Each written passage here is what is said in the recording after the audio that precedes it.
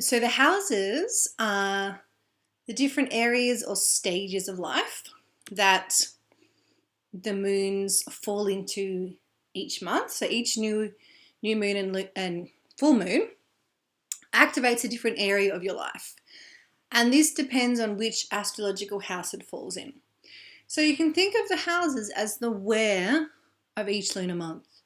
We previously looked at the signs, which are the what. So what are the energies of that lunation? What are the energies of that new moon or full moon? And the houses are where do the energies of that lunar phase, new moon or full moon, where do they show up in your life? So tracking the movement of the moon through the houses gives you your personal lunar cycle, which is your map of change. And each house is unique, as I've said, and it rules certain aspects of your life. Each one is completely different. And over the year, the moon will travel through all 12 houses. And you can harness this to create changes in those parts of your life as the moon moves through them.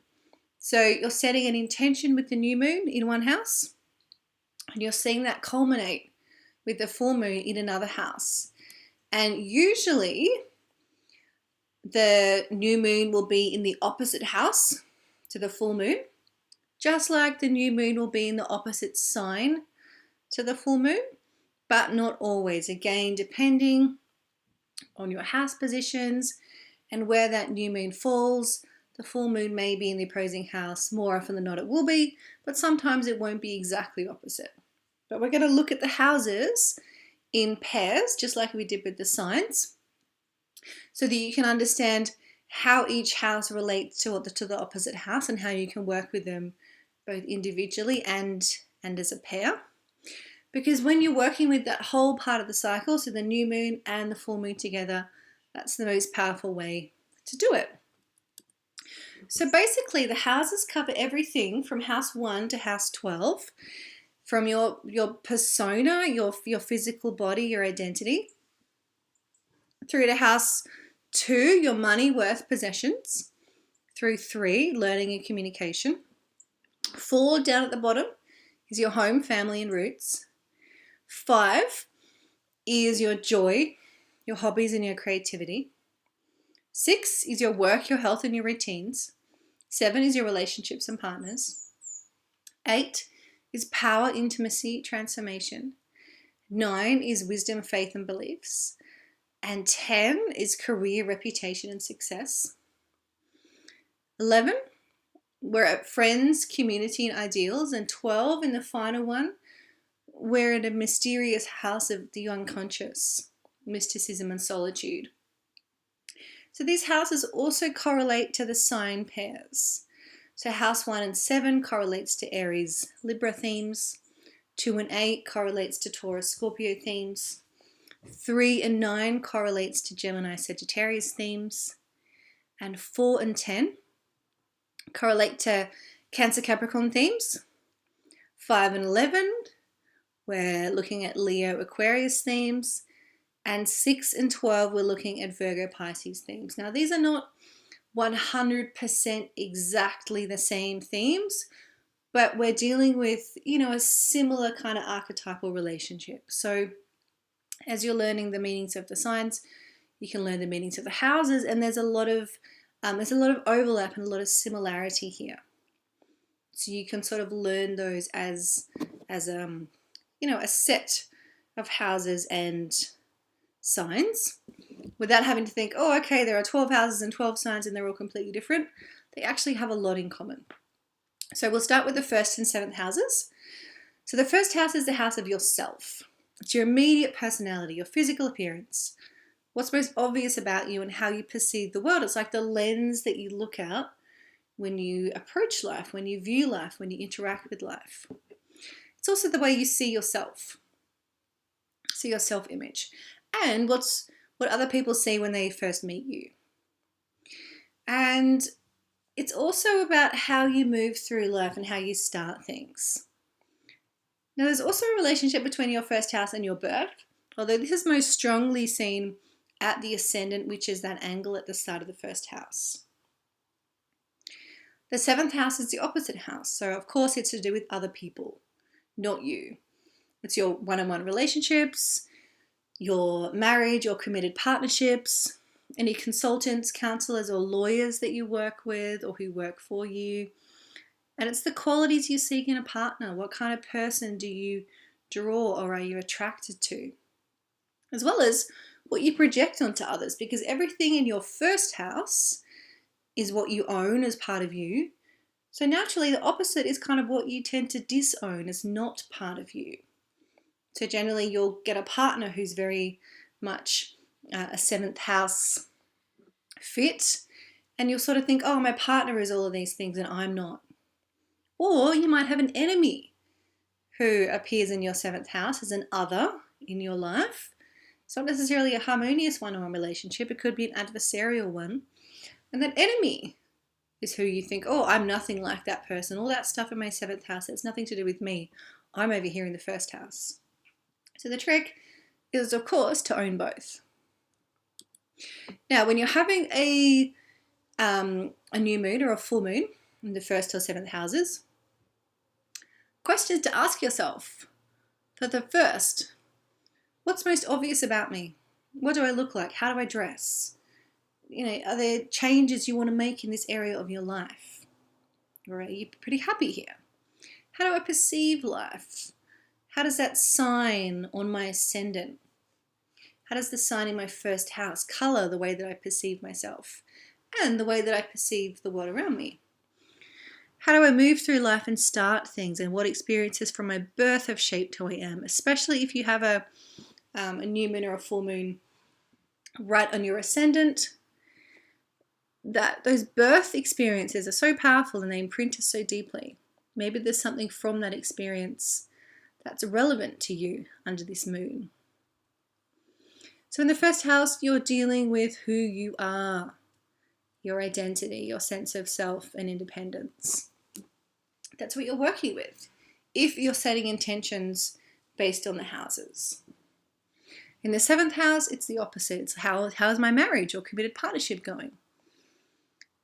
How do I experience life with a partner or without a partner? How about my professional relationships? What am I projecting onto other people? What about my enemies? Who are they? How am I dealing with them? So if there are changes you want to make in this area, this is the time to do it when there's a 7th house activation. In the 2nd house and the 8th house, we're looking at values and power. So we're looking at your personal value system in the 2nd. When the moon is there by new or full, you're activating themes to do with your self-worth and your net worth, to do with your income and how you earn money. Maybe any talents that support your income, how can you develop them or harness them? And what about what you own? How are your possessions and resources going? How much material security do you have? In the 8th, it's power. How you share power and resources, what regenerates you, how you deal with other people's money, how you have transformational experiences, death and rebirth experiences, sexual and emotional intimacy. So in the 2nd, you're going to be asking yourself questions like, what's my self-worth? What's my net worth? How much income do I have? Where does it come from? What talents do I have that could help to grow my income, support my income? What do I own? What belongs to me? How much security do I have? How do I feel about that? And then you're setting intentions around this. Or you're letting the moon release, if it's a full moon, these issues. In the 8th, you're asking yourself about what you share with other people. How are my shared resources? How do I transform myself? What transformations do I need? What regeneration do I need? How intimate am I being, sexually and emotionally in my life? How can I meet myself and another person at a deeper level? In the 3rd, we're dealing with communication, and in the 9th, we're dealing with worldview. So this is similar to Gemini and Sagittarius themes. So the 3rd house is all about how you learn facts and skills and learning about the world around you. So it's about your education, so your childhood education from kindergarten till the end of high school. It's about your neighbours and your neighbourhood. And it's taking day trips, travelling around by car or bicycle or walking or train.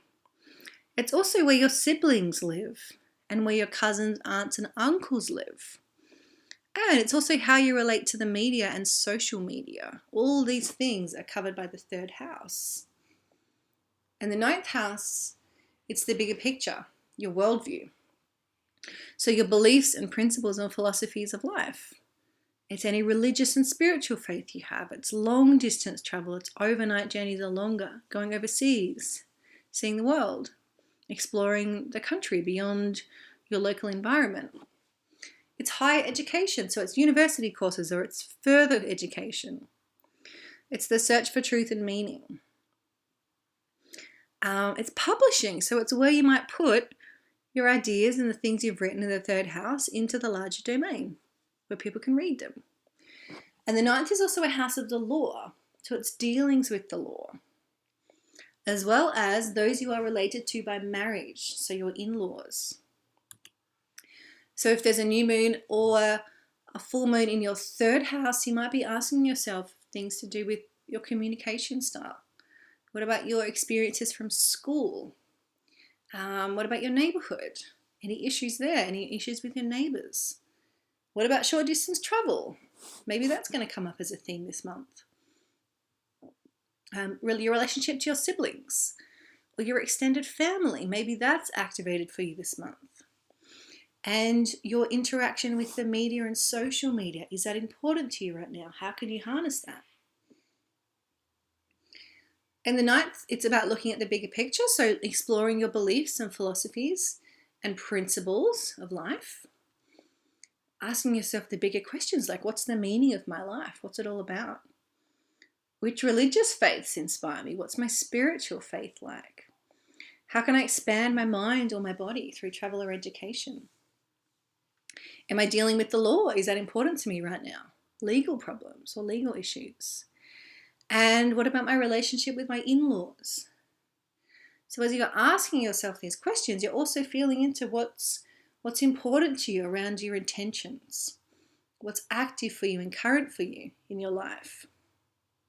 As well as you're going to be going back over the sheet you did at the start of the course, the whole life visioning and looking at, okay, so there's a new moon coming up in my ninth house. How is my ninth house going? What do I need to change there? Do I need to change? What would I like that to look like, for example? So the fourth house and the 10th house are the axis of home and career. Fourth house is where you come from, where you live and where you grew up. It's your roots in early childhood, your inner foundations, inner security, your family life and ancestors, so the people who came before you, and your mother or your father. So the fourth house can be your mother and the 10th house can be your father, or it can be the opposite way around. It really depends on which parent shaped you in which way, but they're both parental houses. So if there are things to do with your parents, excuse me, that you want to explore or you want to transform, these are the houses to do it with. And the fourth is also your real estate. So any property that you have or property that you would like to have perhaps. Whereas the 10th is the opposite. It's that outer world, your career, your vocation, what you're achieving in the world, what you want to achieve, and your reputation, what people know you for. It's any mentors, people in authority, as well as your mum or dad. So one of them would have had a greater role on your sense of career and ambition, and one of them might have had a greater impact on your sense of inner security and home. So fourth house question to ask yourself before setting intentions are, where is your home? Where do you live? What is home to you? What was your childhood like? What about your connection to your roots, your ancestors? How are your inner foundations? Do you feel secure or insecure inside yourself? What are your family relationships like? Do you have a family of your own? How have either or both of your parents shaped your inner foundations? What property do you own or would you like to own? All of these things may come up for exploration or examination or transformation when the moon activates this house. And the other house, what do I aspire to achieve in the world in the 10th? How can I reach my ambitions? What are my ambitions? What's my reputation? How much status or fame do I have for doing what I do? What am I known for? And who can help me get where I want to go? Who are my mentors? Who are the people in authority? And how have either of my parents or both of my parents perhaps shaped those life goals and ambitions? What do they have to do with what I want to achieve in the world? In the 5th house, we're looking at, once we've developed those stable foundations, what you do for fun. So hobbies, games, recreation, play, fun and enjoyment. Creative self-expression, so art, drama, theatre, dance, anything that is just uniquely you, stuff that you make. Your kids and other people's children, how you relate to them. Romance, dating, and casual relationships. So before it becomes committed, when it becomes committed, it moves into the 7th house. And gambling, risk-taking, and speculation. So again, more games, but the stakes are a little bit higher. And then the 11th is community. So your friendships, who you seek as friends, your involvement in the community, your involvement in groups and organizations, and any hopes, wishes, and ideals you have for the future, as well as your sense of humanitarianism, your connection to the wider world, the brothers and sisters of humanity. So in the 5th, it's, what do I need to do for more entertainment and fun? How could I express myself creatively? Or how could I express myself in whatever way I choose to express myself? What's going on with my children? How's my relationship to them? What's my romantic and sex life like? What do I desire there?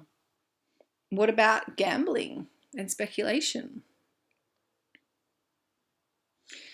Now, some of these questions may be relevant, some of them may not. There may be one question that's relevant. I don't recommend you confuse yourself and scatter your focus by engaging with every single question at the same level. You'll know which one's important and which area of the house is most important to you. In the 11th community, who am I friends with? What are my friendships like? Maybe there's one particular friend that's important that month. What about my community involvement? Which groups and organizations am I a part of? What are my hopes and wishes? And what are my humanitarian ideals? How do I want to change the world, so to speak? In the 6th, you're looking at your daily rituals and routines. So these are Virgo themes. Your work, people who work for you, your tasks and how you complete them, health and illness, and what you do every day that creates either health or illness, those habits. And your pets, so any pets that you have, any animals that live with you at home, live in your 6th house. And it's basically, this is the house where you organize your life. In the 12th, it's less tangible. It's more about rebirth, and rebirth being on this very spiritual as well as personal level. So it's your personal subconscious and the collective unconscious, right? It's the stuff stuff you don't know about yourself, your blind spot. It can be where you self-sabotage, and it's known traditionally as the house of hidden enemies, which is basically your own blind spots, your own self-sabotage patterns. Whereas the 7th house is known as the house of open enemies. So it's those adversarial connections and relationships that are antagonistic. But it's not you doing it to yourself. It's someone else working opposite you. So the 12th is where you connect with the world of dreams, meditation, mysticism. And the 12th is also where you need to take time to retreat for seclusion, solitude, where also you might be confined away from the world. So the 12th also rules hospitals. It rules prisons, it rules asylums, it rules any place where you go and you're not part of the regular world, and you kind of had to stay there. And it's not up to you how long you stay there, right? It's up to the illness or the sentence or the whatever it is. You can also be working in these places too, or serving people who live in these places. And opposite self-sabotage is spirit guides and helpers, so unseen help. You know, there's little unseen hands that kind of organize life from behind the scenes and help everything to work out magically. This is where they live, in the 12th house. And the 12th is also your prenatal life. So if you think of the ascendant as your birth, what happened before your birth, when you were in the womb, is shown by your 12th house. So planets in the 12th and signs in the 12th can describe experiences that you had in the womb or things you picked up in that time.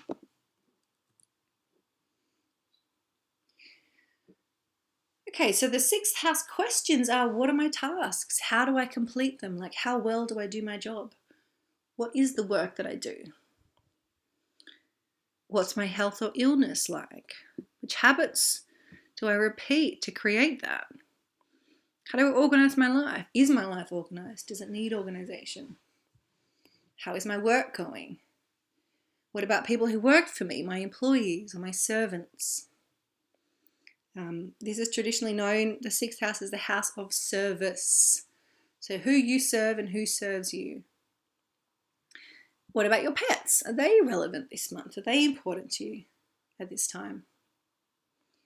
Now, the 12th house is a house of, like I've said, rebirth, and you need to give yourself time and space here. So if it's a new moon or a full moon, it's really important to give yourself time away from the tasks of daily life, from the 6th house routines.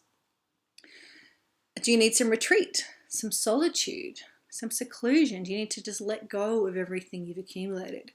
Part of that 12th house rebirth is letting go of everything that you've, psychologically, psychically, emotionally stored and held on to. You need to kind of wring yourself out and empty yourself. What needs to end in life? How do you self-sabotage? What are those hidden enemies? And who are those hidden helpers? Those guides and angels.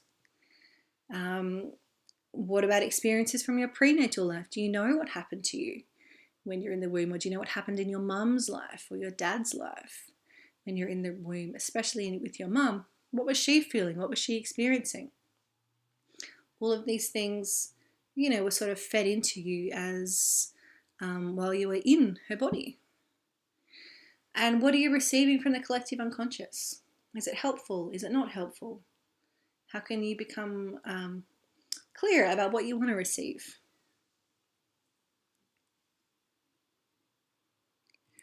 So I've given you a bunch of prompts, but also think about what you've written down in that initial self-assessment of every area of your life, and focus on those things that you want to tinker with and you want to transform at the appropriate new moon. And you can also look at them at the full moons too, when they fall in these houses. And in terms of working with the signs and the houses together, really focus on the quality of that sign in terms of what's the energy. And then think of the house as where that energy is going to express. And this house is always where that energy expresses, because let's say if you have the 10th house in Capricorn, you're always going to have that Capricorn approach to 10th house affairs.